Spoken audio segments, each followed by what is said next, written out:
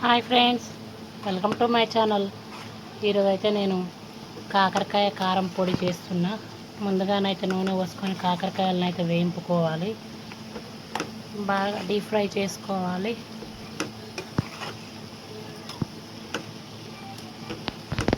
ఇప్పుడు కాకరకాయలు అయితే వేగిపోయినాయి. కాకరకాయలను అయితే ఒక బౌల్లో వేసుకోవాలి. ఈ రకంగా వేయించుకోవాలి.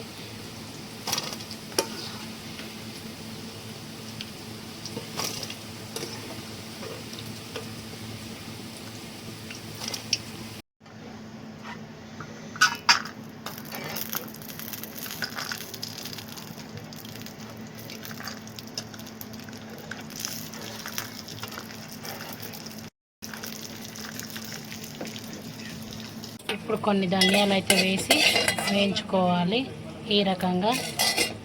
అలాగే కరివేపాకు కూడా వేయించుకొని అయితే పక్కన పెట్టుకున్నా. జార్ తీసుకొని అందులో ముందుగా వేయించుకున్న పల్లీలు అయితే వేసుకోవాలి. అలాగే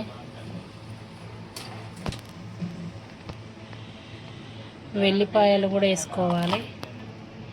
ఇందాక వేయించుకున్న ధనియాలను కూడా ఇదే మిక్సీ జార్లో వేసుకోవాలి.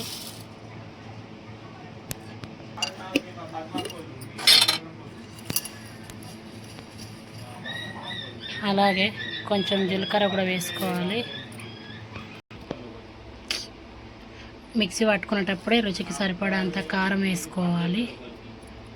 అలాగే ఉప్పు కూడా వేసుకోవాలి.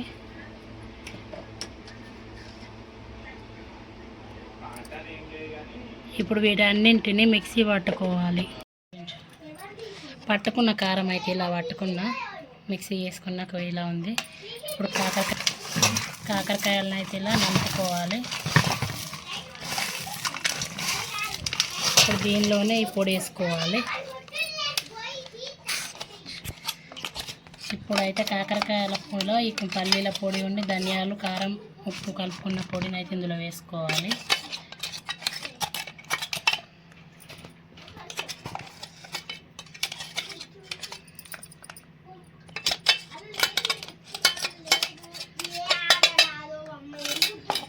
వీటినైతే మొత్తం మిక్సీ చేసుకోవాలి. స్టోరేజ్ చేసుకొని ఎన్నైనా రోజులు తినచ్చు. పచ్చడిలాగా బాగుంటుంది. ఓకే, ఇప్పుడైతే కాకరకాయ కారం పొడి రెడీ.